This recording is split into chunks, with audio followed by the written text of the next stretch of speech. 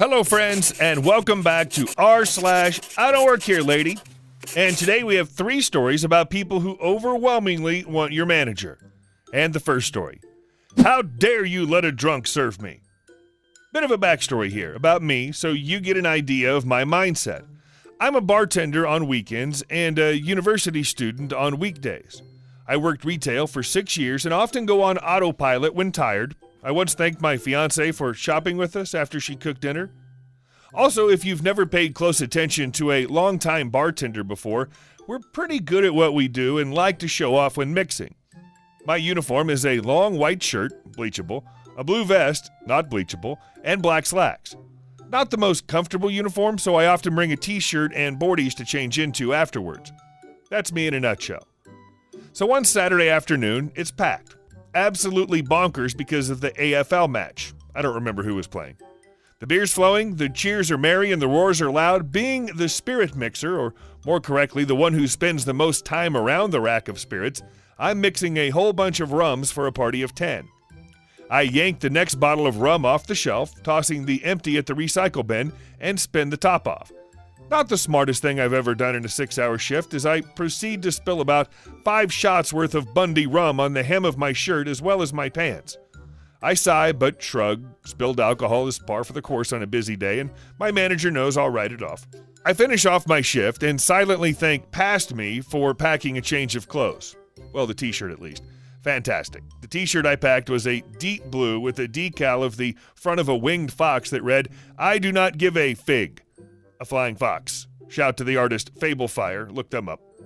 Anyway, I tossed my rum-soaked top into my bag, I changed, and I left. Whatever. I'm only going to the nearest Big W, my old workplace, to get some more things and then home. While browsing in the confectionery aisle, I feel a presence behind me.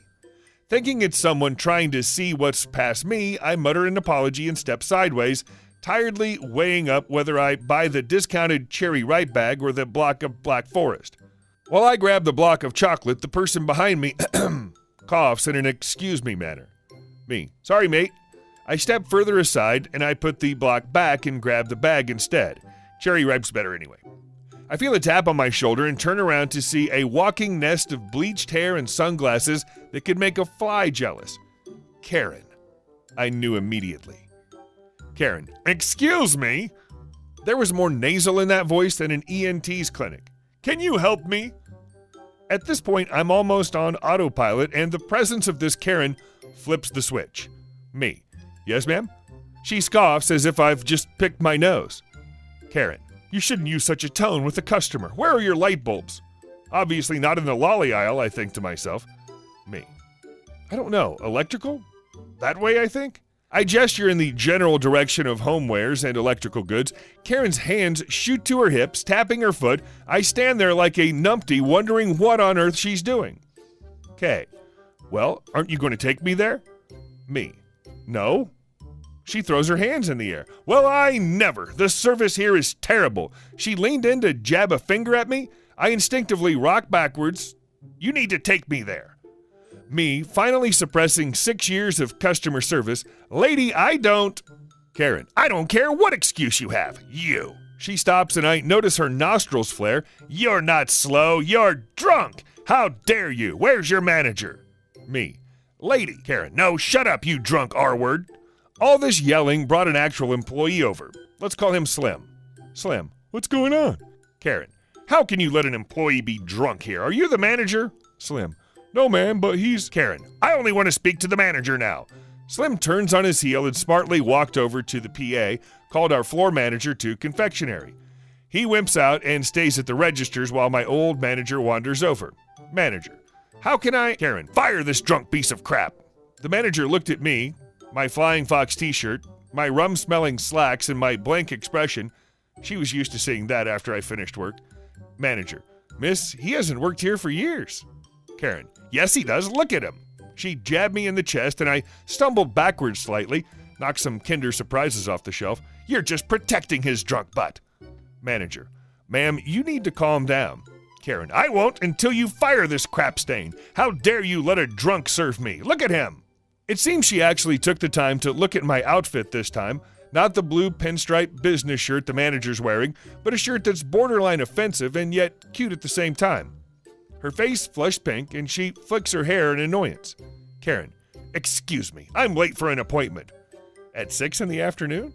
She pushed past the manager and I and left the store. The manager watched her leave before giving me a sideways glance. I shook my head slowly and just waved it away. Dumb customers was something I've dealt with at least once a week as a cashier.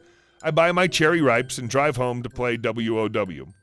Well, we wish good luck to the fictional folks she has an appointment with at 6 p.m., and we move on to our second story. Just because I'm working doesn't mean I work here. I work at a high acuity assisted living and memory care community. One of the things I do with residents is take them out into the community for events, shopping, going out to eat, and just getting out of the building. Picnics, Christmas-like trips, etc. Because of this, I'm often seen at places helping someone, so I never fault anybody who thinks that I work at a place. I mean, I have a name tag, I'm helping someone find something or pick something to eat at a restaurant or taking orders, etc. I get it. If it's something I can help with and it won't take away from my residents getting help, then I help them. But usually oh sorry, I don't work here. I work at a care community nearby and we're just out and about today, or some variation of that, and people usually understand. However, that's not always the case, unfortunately, more often than I would like to think it would. Here's one tale. I took the residents to a local Italian place for their lunch specials. This place has been in the community for decades, and a lot of the residents remember going there from years ago.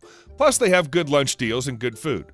With most of my group of 10 needing extensive assistance with picking an item from the menu, I go around and help people as needed and get everyone's order, give it to the waitress with my usual nod, and the waitress and I go through the orders together.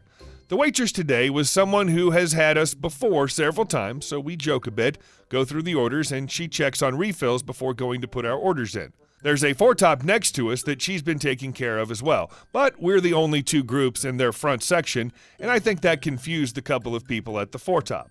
Food comes out for both tables. I go around my group, helping cut up things that need to be cut up, distributing extra napkins, asking the usual salt, pepper, Parmesan people if they want it for their meals today, and helping any of our residents with visual impairments figure out their plating, etc.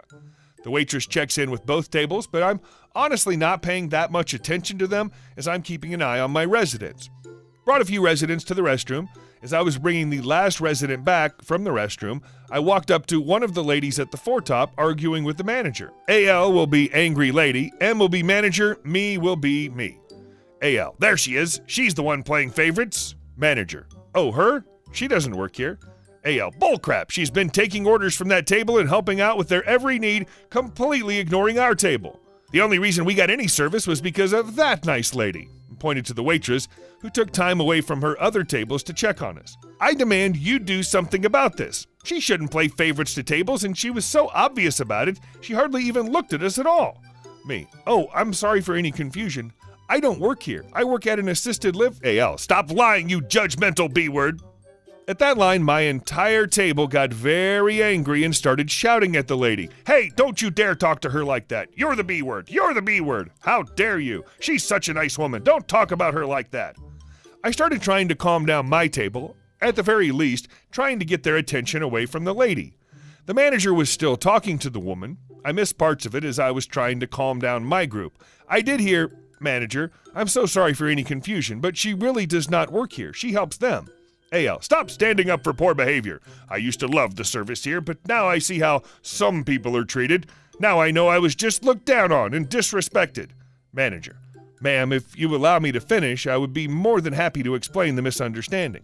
AL, I'm going to tell all my friends how you disrespect people and treat people differently. Directed at me again. What is it you don't like, huh? What is wrong with us? I was getting really frustrated, but I am working and don't want to escalate this any more than it is. Plus, this is a favorite spot for me to take the residents, with the staff being incredibly wonderful and patient with the residents, which isn't super common, unfortunately. So I decided to try something a little different. Me, you're mad.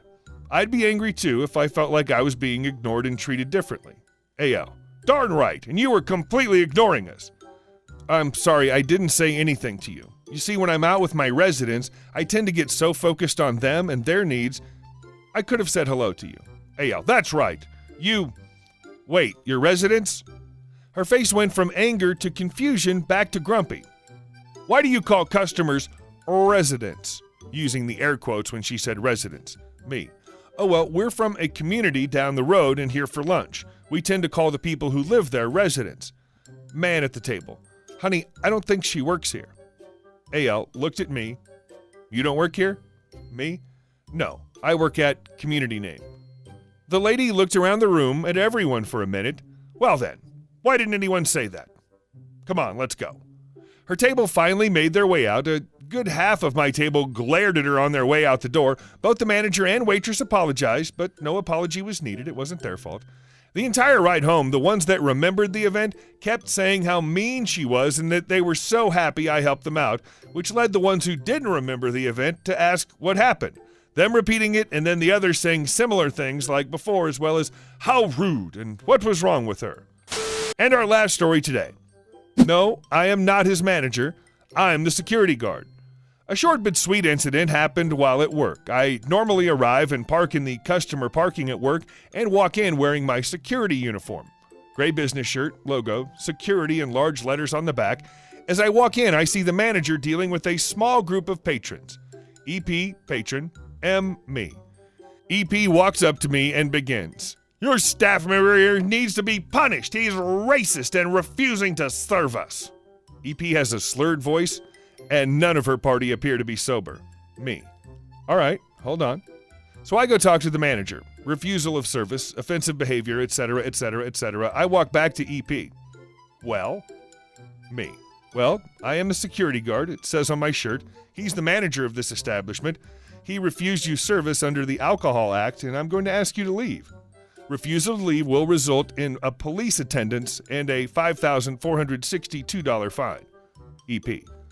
So you're not his manager? Me. No. Well, you should change your uniform then. Me. You should read what the shirt says before making assumptions. Have a good night. Hey guys, thanks for watching the video to the end, and I'll see you in the next one.